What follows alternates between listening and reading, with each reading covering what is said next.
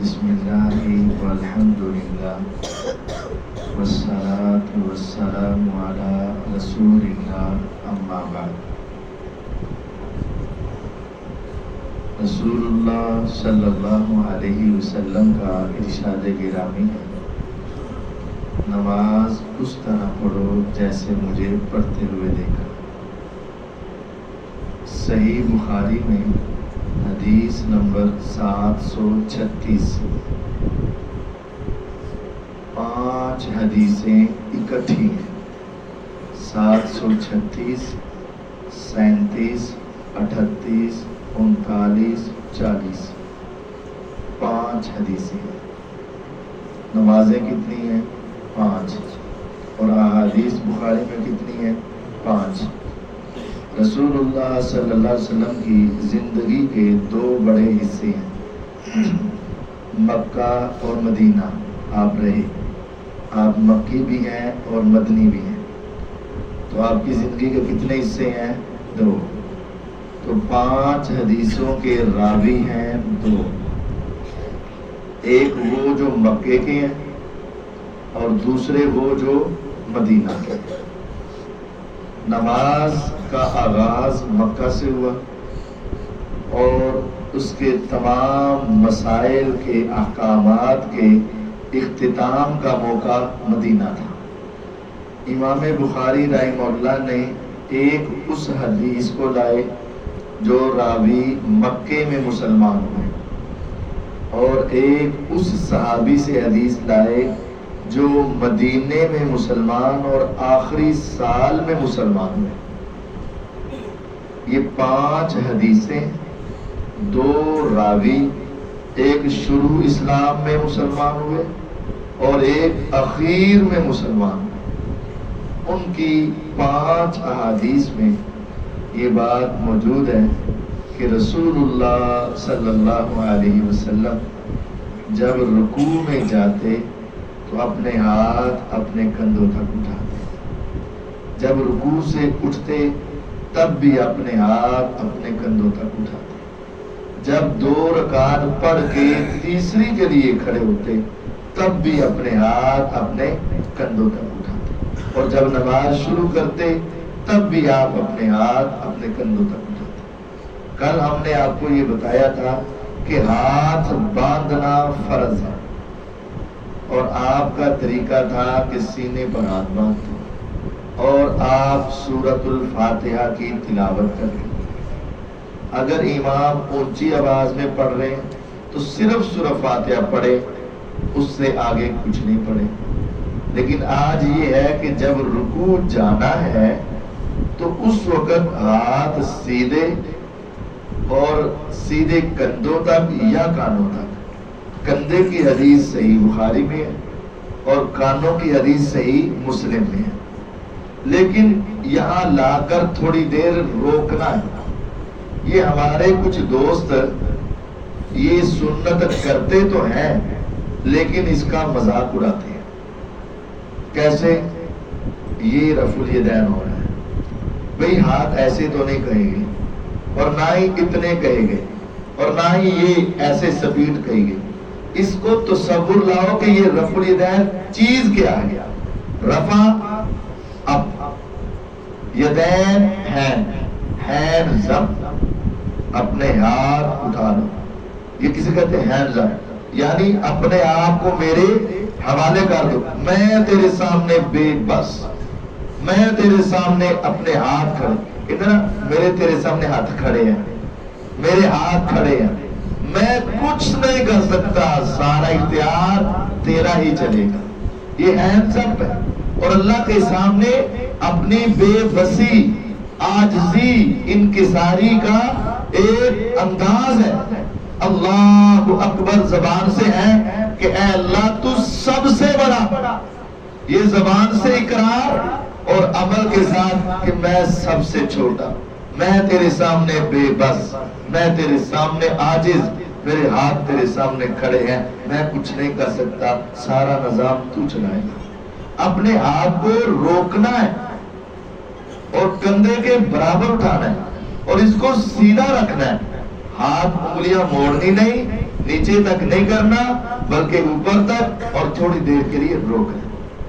اس کے بعد آپ نے رکوع میں چلے جانا۔ رکوع میں جانے کی کیفیت کیا ہوگی؟ رکوع میں جاتے ہیں تو آپ کے ہاتھ آپ کے گھٹنے پر پکڑ لیں، دونوں گھٹنوں کو پکڑ لیں، اور یہ بازو اس طرح تان دیں، یعنی اس میں خم نہ ہو، اس کے اندر لچک نہ ہو، باہر کو نہ نکلے ہوئے ہو، بلکہ اپنے ہاتھ اپنے گھٹنے پر رکھ کے یہ بالکل سیدھے ہاتھ بازو کر لیں۔ اور جب آپ ایسے کریں گے پھر آپ نے اپنی کمر، یہ سمجھے یہ بازو ہے، یہ یہاں ایسے بازو آگے، یہ آپ کی کمر ہے، کمر ایسے سیدھی ہو، اور آگے جو سر ہے نہ سر اوپر کو اٹھا نہ نیچے کو جھکا بلکہ درمیان میں سر ہو۔ صحابہ فرماتے ہیں رسول اللہ صلی اللہ علیہ وسلم کی چھاتی چوڑی تھی، کمر سیدھی ہوتی، ہم نے کبھی ایسا کیا تو نہیں، لیکن اگر کوئی شخص حضور کی کمر پر پانی گرا دیتا نا تو وہ پانی ٹھہر جاتا، کیونکہ آپ کی کمر بالکل سیدھی ہوتی، نہ تو اوپر کی طرف اٹھی کہ پانی پیچھے چلا جائے اور نہ آگے کی طرف جھکی کہ پانی آگے چلا جائے، بالکل ایسے برابر کر کے سر اور کمر برابر کر کے، اور آپ اپنی نگاہ رکوع کے اندر بھی سجدے کی جگہ پر رکھتے ہیں۔ بعض ہمارے دوست رکوع میں نگاہ پاؤں کے درمیان میں لے جاتے ہیں، جب پاؤں کے درمیان میں لے جائیں گے تو آپ کی گردن جھک جائے گی، گردن نیچے کی طرف ہو جائے گی تو غلط ہو جائے گا۔ آپ نے اپنی نگاہ کنٹرول میں رکھنی ہے، نماز میں کھڑے ہیں ادھر ادھر نہیں دیکھنا، رکوع میں ہیں تو تب بھی، کھڑے ہیں تو تب بھی سجدے کی جگہ پر دیکھنا ہے، فوکس، اور اپنی زبان سے یہ کہنا سبحان ربی العظیم، سبحان ربی العظیم، سبحان ربی العظیم، یہ کلمات پڑھنے، بازو سیدھے، کمر سیدھی، سر سیدھا، نگاہ سجدے کی جگہ پر، اور پھر آپ نے یہ رکوع کرنا ہے۔ رکوع کرنے کے بعد جب آپ نے اٹھنا ہے تو پھر دوبارہ آپ نے اپنے ہاتھ اپنے کندھوں تک اٹھانے۔ یہ حدیث ہے، اور اس کا ثواب کیا ہے؟ ایک انگلی کے بدلے ایک نیکی ملتی ہے، تو ایک مرتبہ رفع الیدین کریں گے تو 10 نیکیاں مل جائیں گی۔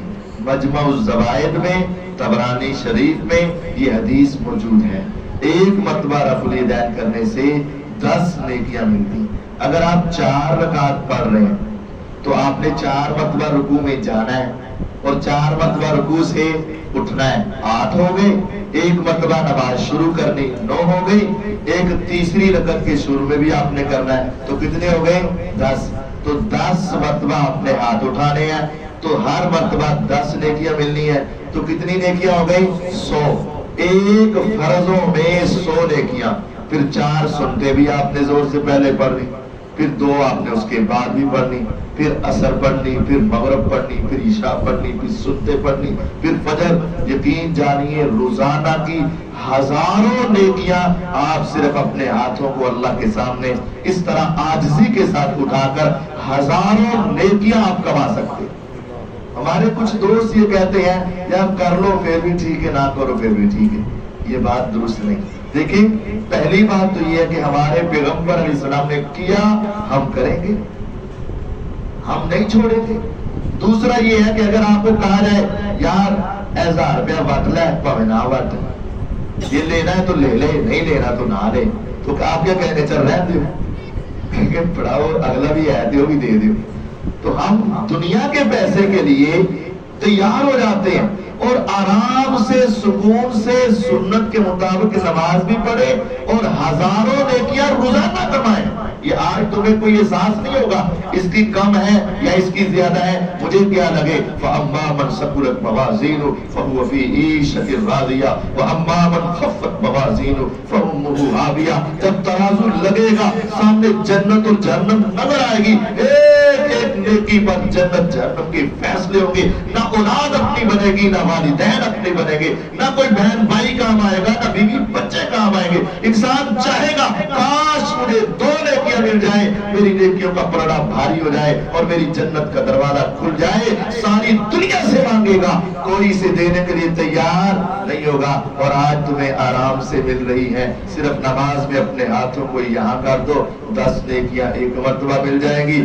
4 رکعتوں میں کرو گے 100 نیکیاں، روزانہ کی 1000 نیکیاں تمہارے نامہ اعمال میں پہنچ جائیں گی۔ معمولی نہیں سمجھی۔ کچھ دوستوں کے ذہن میں یہ سوال ہوتا ہے کہ حضور پہلے کرتے تھے بعد میں چھوڑ دیا۔ یہ بات سنی جاتی ہے، معاشرے میں عام ہے کہ حضور پہلے کرتے تھے بعد میں آپ نے چھوڑ دیا، تو یہ بات درست نہیں۔ ایک تو میں نے آپ کو پہلے شروع میں دلیل دی کہ ایک صحابی تھے مالک بن حویرث، مالک ان کا نام ہے مالک۔ یہ نبی کریم صلی اللہ علیہ وسلم کی زندگی کے 62ویں سال مسلمان ہوئے۔ زندگی کا جو اختتام ہو گیا نا، 62ویں سال مسلمان ہوئے، تو حضور کے پیچھے 20 دن رہ کر دین سیکھا۔ 20 دن مدینہ طیبہ میں رہے، دین سیکھتے رہے۔ تو 20 دنوں میں 5 نمازیں لگائیں تو کتنی نمازیں ہو گئی؟ 100۔ 100 نمازیں حضور کے پیچھے پڑھی۔ صحیح بخاری میں حدیث ہے، جب وہ 20 دن گزرے نا تو حضور نے چہروں سے دیکھا اور آپ نے فرمایا لگتا ہے کہ تم اپنے گھروں سے اداس ہو گئے۔ جی حضور، اب جی چاہتا ہے کہ بیوی بچوں کے پاس بھی جائیں۔ تو آپ نے فرمایا جاؤ، یمن کے یہ رہنے والے تھے، لیکن میری ایک بات اور نصیحت سنو، صلو کما رأیتمونی اصلی۔ میری زندگی کا پتہ نہیں کب ہماری دوبارہ ملاقات ہو کہ نہ ہو، میں تمہیں یہ وصیت کرتا ہوں جس طرح میرے پیچھے تم نے نماز پڑھتے مجھے دیکھا ہے، اس طرح ہی ساری زندگی تم نے نماز پڑھنی ہے۔ اب اس سے بڑی گواہی تو کوئی نہیں ہوگی۔ اب ہم اس صحابی سے پوچھتے ہیں جس نے 100 نمازیں آخری عمر میں، آخری ایام میں حضور کے پیچھے پڑھی اور آقا نے ان کو حکم دیا نماز اس طرح پڑھنا جیسے مجھے پڑھتے دیکھتے ہو۔ تو پھر انہوں نے ہمیں بتایا، صحیح بخاری میں حدیث ہے 736 37 38 39 40 کہ میں نے رسول اللہ صلی اللہ علیہ وسلم کو اپنی رکوع جاتے، رکوع سے اٹھتے، ہاتھ کندھوں تک اٹھاتے ہی دیکھا ہے۔ اب اس سے آگے کیا ہو؟ آخری حدیث سن لیجئے۔ آپ جانتے ہیں کہ پیغمبر علیہ السلام نے بیماری کے ایام میں جو آخری نماز پڑھائی ہے، کھڑے ہو کر پڑھائی کہ بیٹھ کر؟ بیٹھ کر پڑھائی۔ آپ کی طبیعت کچھ بہتر ہوئی تو آپ حضرت عباس رضی اللہ عنہ اور حضرت علی رضی اللہ کے کندھوں پر سہارا لے کر مسجد میں آئے۔ اٹھا نہیں جا رہا تھا، کھڑا نہیں ہوا جا رہا، آپ کے پاؤں اٹھائے نہیں جا رہے، زمین پر لائنیں اور لکیریں بن رہی تھی، گھسٹ رہے تھے۔ مسجد میں آئے تو نماز شروع ہو چکی تھی اور امام تھے سیدنا ابو بکر صدیق رضی اللہ عنہ۔ تو جب حضور کو اس سائڈ سے آتے دیکھا تو وہ پیچھے ہٹنے لگے، تو آپ نے آواز دی اور اشارہ کیا کہ اپنی جگہ پر رک جاؤ، پیچھے جانے کی ضرورت نہیں۔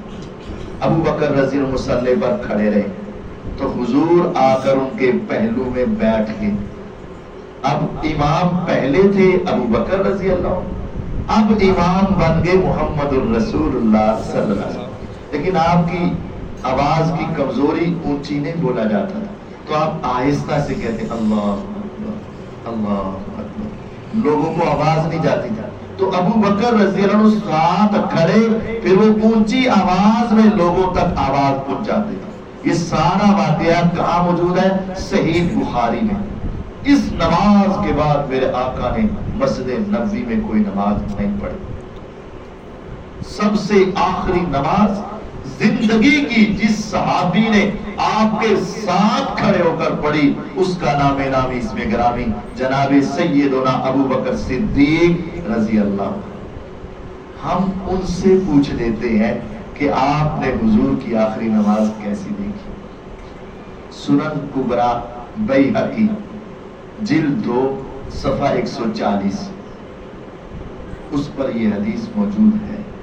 سیدنا ابو بکر صدیق رضی اللہ عنہ اپنے شاگرد اور اپنے نواسے हजरत अब्दुल्ला बिन जुबैर रजी अल्लाह ताला अन्हु को नमाज सिखाते हैं तो कहते हैं बेटा नमाज शुरू करनी है तो हाथ कंधों तक उठाने हैं, रुकू जाना है तो हाथ कंधों तक उठाने हैं, रुकू से उठना है तो हाथ कंधों तक उठाने हैं। उसने कहा ऐ अबू बकर सिद्दीक रजी अल्लाह अन्हु ऐसे क्यों करना है? हदीस के अल्फाज है, अबू बकर रजी अल्लाह फरमाते हैं सल्लैतु खल्फा रसूलिल्लाह सल्लल्लाहु अलैहि वसल्लम, मैंने आखिरी नमाज रसूलुल्लाह सल्लल्लाहु अलैहि वसल्लम के पीछे पढ़ी और मैंने अपनी आंखों से देखा कि पैगंबर अलैहिस्सलातु वस्सलाम रुकू जाते भी अपने हाथ कंधों तक उठाते, रुकू से उठते भी अपने हाथ कंधों तक उठाते। इससे बड़ी कोई दलील नहीं हो सकती और इससे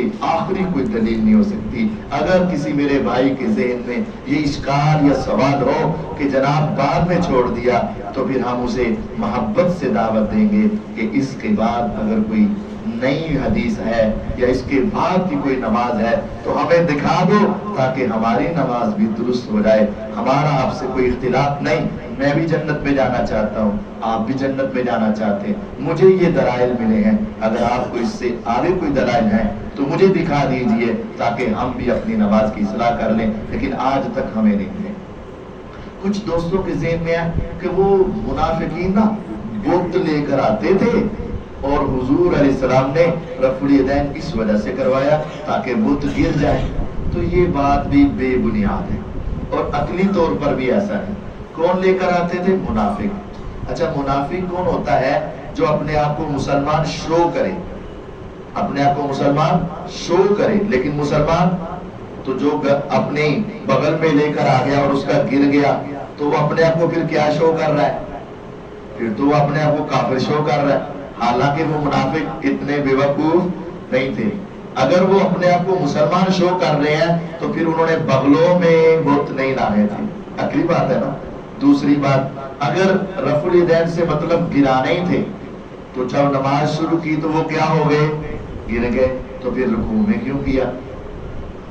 तो फिर गिर गए तो फिर रुकू से उठकर क्यों किया? जनाब फिर गिर गए, उन्होंने फिर पकड़ ले। तो अगर तो वो बार बार पकड़े जाते हैं तो फिर तो फायदा ही कोई ना हुआ। तो अगर पहली रकत में गिर गए तो दूसरी रकत में आपने ऐसे क्यों किया? अगर दूसरी रकत में गिर गए तो फिर तीसरी। तो ये ऐसी कोई बात नहीं, आप इसका तजर्बा करें। एक होती है सुनी सुनाई बात, आज तक हमें किसी जगह पर ये लिखा हुआ किसी हदीस में नहीं मिला, सिर्फ सुनी सुनाई। तो ये बात दुरुस्त नहीं है। दुरुस्त बात यह है कि अपनी नमाजें दुरुस्त करें, नमाजों की फिक्र करें, नमाज में तवज्जो कायम रखें, अपनी निगाहों को सजदे की जगह पर रखें, हाथ बांध कर नमाज पढ़ें, रुकू जाते वक्त हाथ अपने कंधों तक उठाएं और अपने रुकू में जाकर घुटनों को पकड़ लें और निगाह सजदे की जगह पर हो। बाद में आप उठें तो अपने हाथ कंधों तक उठाएं, तब भी निगाह सजदे की जगह पर हो। इंशाअल्लाह अज़ीज़ कल आगे से सजदे का जिक्र और सजदे का तरीका बताया जाएगा। अल्लाह ताला हमें समझने की और अपनी इस्लाह करने की तौफीक अता फरमाए। व आखिरु दावाना अनिल हम्दुलिल्लाहि।